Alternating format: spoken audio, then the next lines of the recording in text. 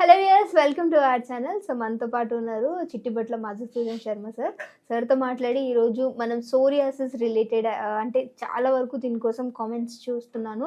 So ఇంకేమైనా మంచి remedies అంటే ఆల్రెడీ పాస్ట్లో మనం చేసినటువంటి సార్ మనం బనానా తోటి అండ్ అలానే కలబందతోటి ఒకటి రెమెడీ చేసాము. సో దానికి కూడా మంచి రెస్పాన్స్, బట్ చాలా మందికి కూడా కలబంద పడని వాళ్ళు ఉంటారు.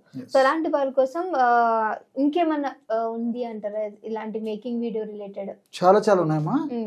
అంటే కోట్ల ఫార్ములాలు కనిపిస్తాయమ్మా, కోటి ఫార్ములాలు చెప్పొచ్చమ్మా ఇలాంటివన్నీ.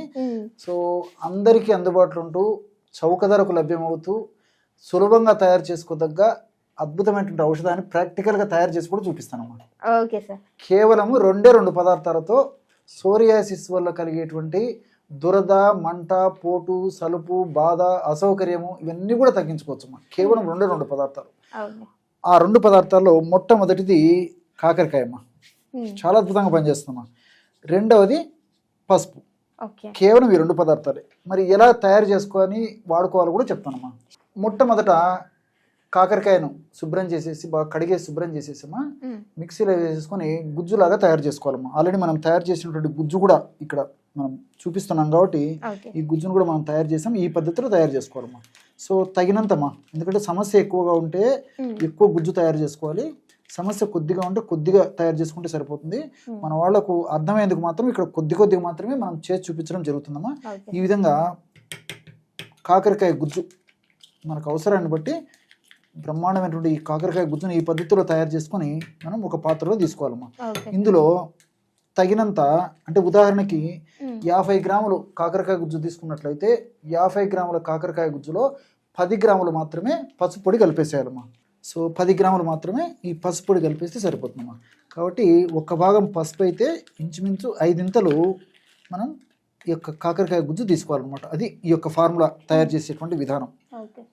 ఈ విధంగా ఈ రెండు పదార్థాలు కలపడం వల్ల బ్రహ్మాండమైనటువంటి ఈ సోరియాసిస్కి సంబంధించి పైపూత లేపన ద్రవ్యం తయారైపోతుందమ్మా. అంటే సార్ ఇది ఓన్లీ సోరియాసిస్కే పనిచేస్తుందా లేదా ఇంకేమైనా చర్మ వ్యాధులకి సంబంధించి వర్క్ అవుతుందంటారా? చాలా మంచి ప్రశ్న అడిగారమ్మా. కేవలము సోరియాసిస్ సమస్యకే కాకుండా ఈ కాకరకాయలు ఉన్నటువంటి వివిధ రకాల రసాయన గుణాలు, అదేవిధంగా పసుపులో ఉన్నటువంటి వివిధ రకాల రసాయన గుణాలు, అనేక రకాల చర్మ వ్యాధులను కూడా తగ్గించేది కూడా చాలా సమర్థవంతంగా పనిచేస్తాయమ్మా.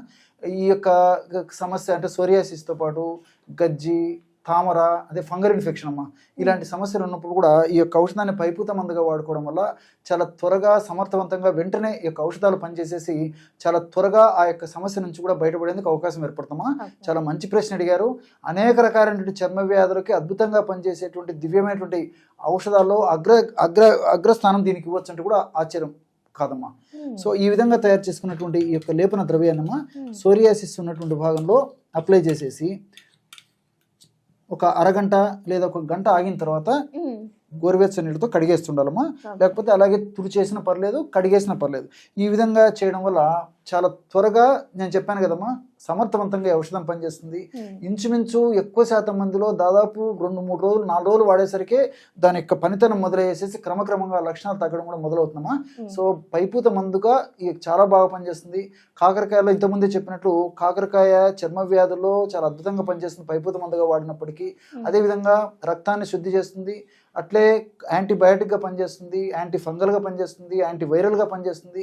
దీనికి తోడు మరి పసుపులో కూడా అద్భుతమైన ఔషధ గుణాలు ఉన్నాయి కాబట్టి పసుపు కూడా రక్తాన్ని శుద్ధి చేసేందుకు ఉపయోగపడుతుంది.